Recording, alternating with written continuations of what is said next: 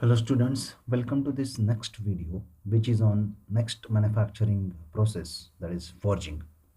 The working of metal mostly in hot condition under direct, this is very important one. The working of metal mostly in hot condition under direct compressive forces. So which force is very important one in this operation, that is compressive force, such as by loading under impact, that is hammering, or pressure, that is pressing, or both, to obtain a useful shape and improve its mechanical properties. A very simple example I will give you regarding this particular operation.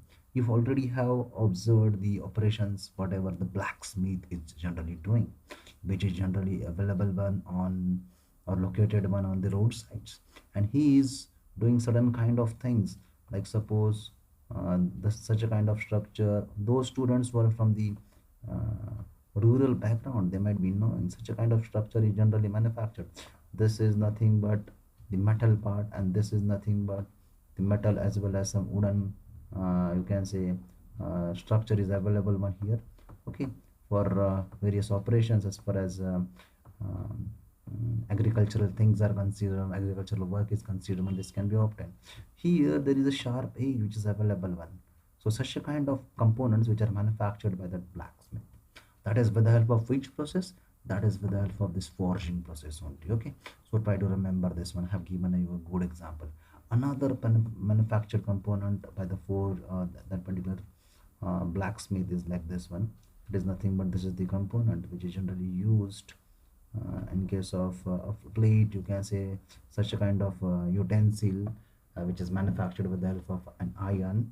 Okay, for just having the moment of your whatever the chapati from one side to one side to the another side, as far as the, you can say, whatever on which you are going to just have or just prepare it. That is very important one.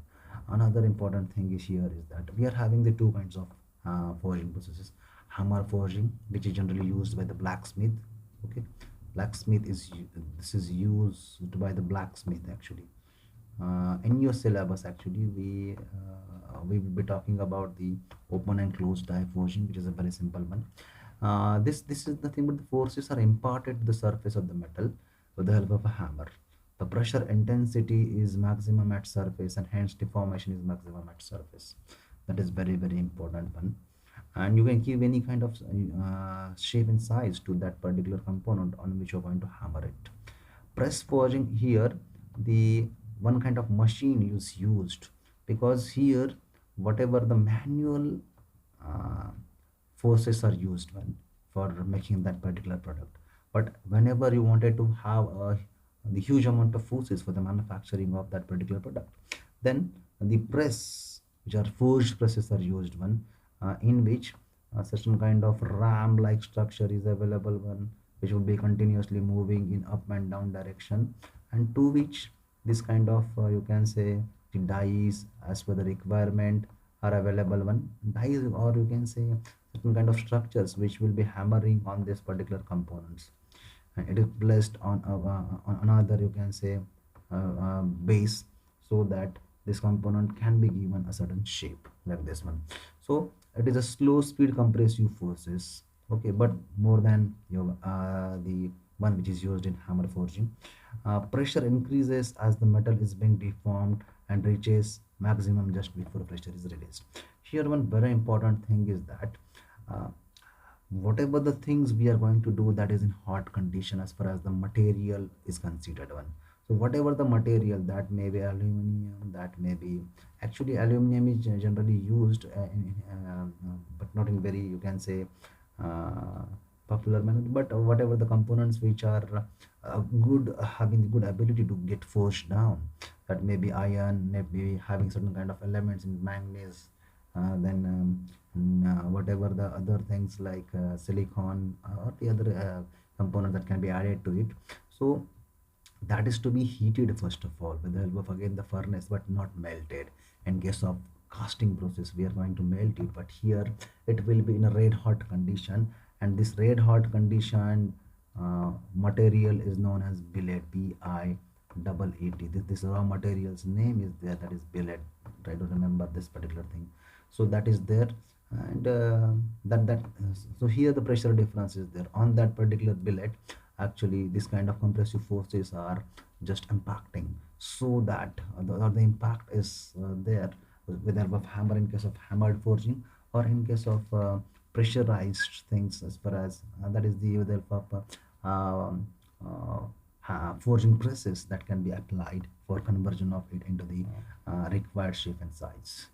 Now this is the ability, this is the property of that particular material, with which it is the ease with which the given metal can be forged into required shape. Now these are the things which are associated with the face-centered cubic structure, body-centered cubic structure, or hexagonal closed stack structures. As well as this is associated with the metallurgy of that particular component. We are not going to enter into that particular area.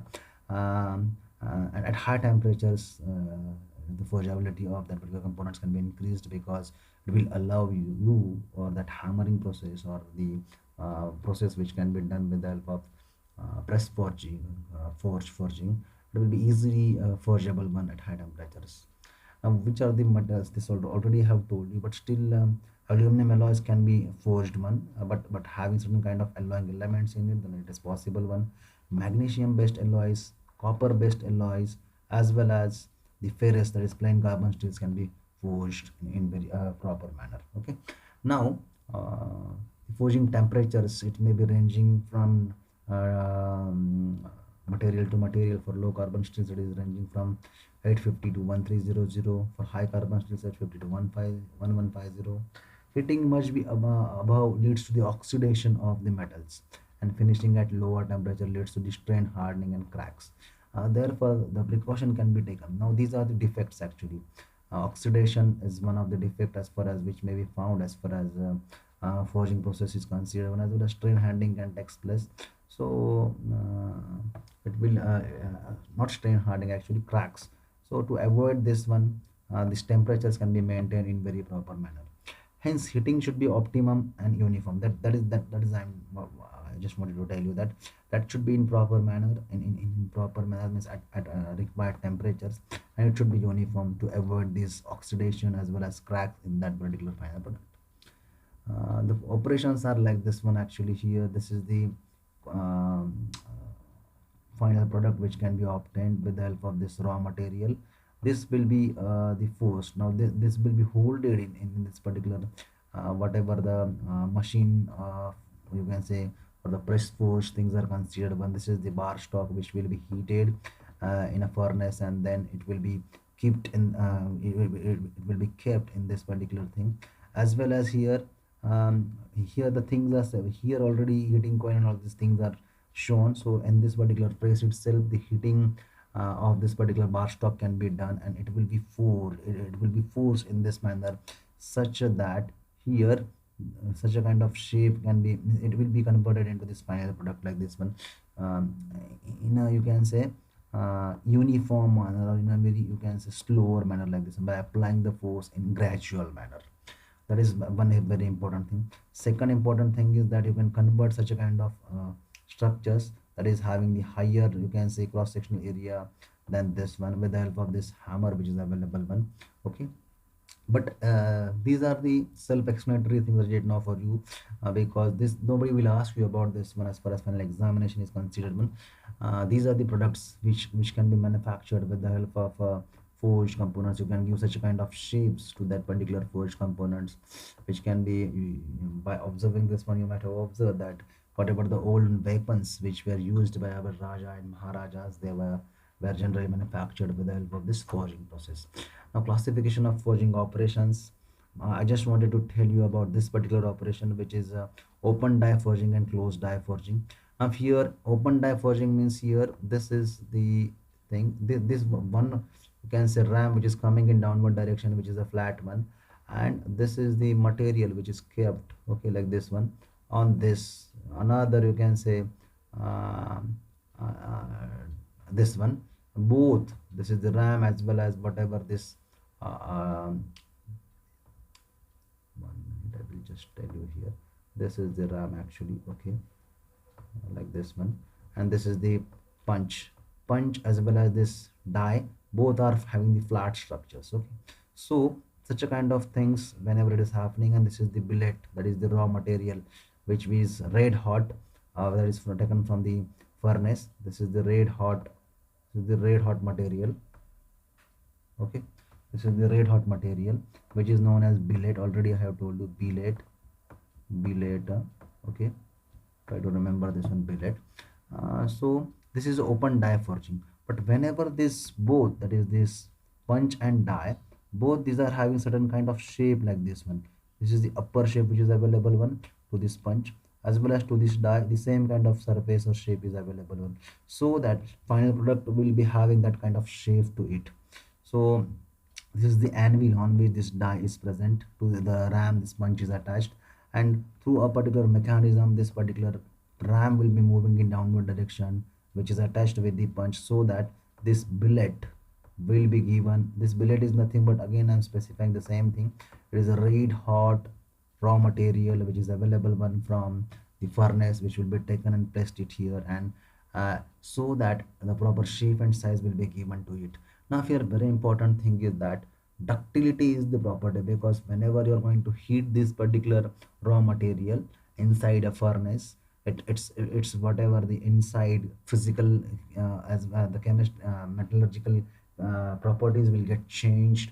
The lattice vibrations will be available when the whatever the atoms will be moving from one location to another location, and its lattice structure will be changed one, and its overall uh, you can say ductility will be increased one, so that the plastic deformation takes place easily, and therefore it will take the required shape and size as per the requirement of the cavities here which are available one in closed die forging. But in case of open die forging, continuous hammering from this particular upper punch side, this will be located, and this will be continuously, its position will be changed as per the requirement of the shape and size by the manual operator who is available here. With the help of tongs, he will be changing its positions, and this will be continuously hammered unless and until we will get the required shape and size. Okay, this is the one thing. Another thing here which is available on that raw material will be inserted inside this particular forge cavities like this one.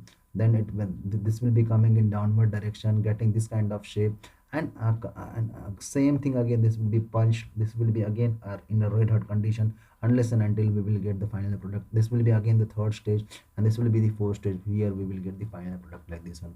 Everything will be with the help of application of a compressive force, which will be applied on such a kind of billet, which will be a red hot material taken out from the furnace, so that a proper shape and size will be given to it with the help of plastic deformation of it. Deformation of it. These are the another certain kind of operations. Now the here certain kind of rod bends. How the bending of such a kind of some of the components can be done, that can be shown here. How the ends can be flattened with the help of hand hammers, that can be shown here. So in this way it can be done. This is the another example. This is the red hot billet which is available one, and if you press this particular either rotating or maybe a particular punch like structure through this particular whatever the material which is available one here, so this will directly remove the material which is available here, so that you will get such a kind of structure which is available here, which is having a hole in it like this one. So that can be possible one with the help of what, with the help of this forge structure. Okay, try to remember this. Is this clear? So these are the things which are associated with the forging. What are the advantages? Here better grain flow, that is inside whatever the metallurgical components or metallurgical aspects are there, that will be improved one in case of, because better directional properties are there because of the less temperature is available one as compared to the casting method.